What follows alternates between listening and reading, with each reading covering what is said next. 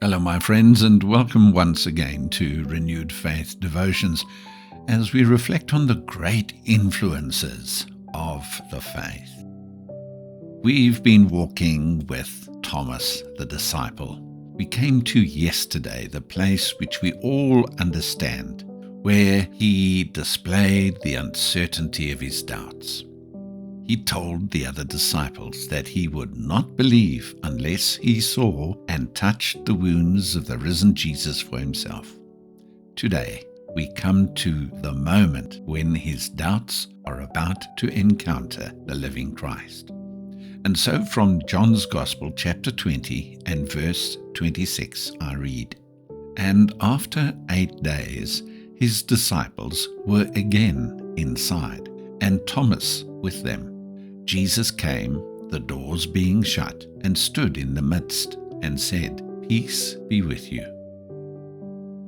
My friends, there's something here that is very easy to miss. The Bible never tells us why Thomas was absent when Jesus first appeared to the disciples.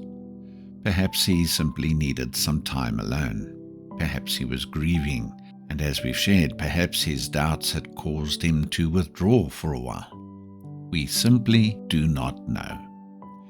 But what we do know is that when Jesus appeared again, Thomas was there, and that tells us something important about him. Thomas may have been struggling to believe, but he hadn't walked away from the community of believers. He remained close to his fellow disciples. He stayed in the room. He kept himself within reach of the testimony of those who had seen the risen Lord. And then Jesus came. The doors were shut, but that didn't keep Jesus out. He stood amongst them, and as we know, he said, "Shalom, peace be with you." Now, what happened next is beautiful. Jesus, as he knows us, he knew exactly what Thomas had said. He knew about his demand for evidence. He knew about his doubts, and yet Jesus didn't reject him. Instead, he responded to him. And in that response, a little later, Jesus would say to Thomas in verse 27, "Reach your finger here and look at my hands, and reach your hand here and put it into my side. Do not be unbelieving, but believing." Did you notice the tenderness of Jesus? He doesn't humiliate Thomas. He doesn't say, "How could you possibly doubt me after all of this?" He doesn't send him away until he has somehow made himself worthy of another encounter.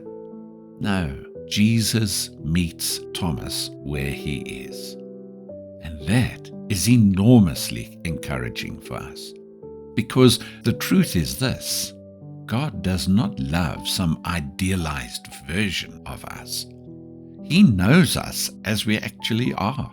He knows our questions, our fears, our weaknesses, our inconsistencies, and even the places where our faith is struggling. And still, he comes to us. How grateful we should be that God accepts us as we are, rather than waiting for us to become the people we think we ought to be before he will draw near. Thomas didn't have perfect faith before Jesus came to him. Jesus came to Thomas in the midst of his imperfect faith. And perhaps that is a word one of you need to hear this morning. You may feel that your faith isn't strong enough. You may have questions you cannot answer. You may be disappointed with yourself because you thought you would be further along by now. But my friend, do not run away from Jesus. Stay close. Stay among his people. Keep listening to his word. Keep praying. Keep bringing your questions into his presence. Thomas was there when Jesus came. And when Jesus came, he brought his peace. And that is still the heart of the gospel.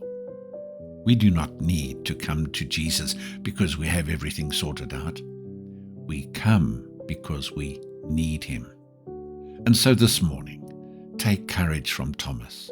Your doubts do not disqualify you from the presence of Christ. Your weakness doesn't frighten him away. He knows exactly where you are, and he is able to meet you there.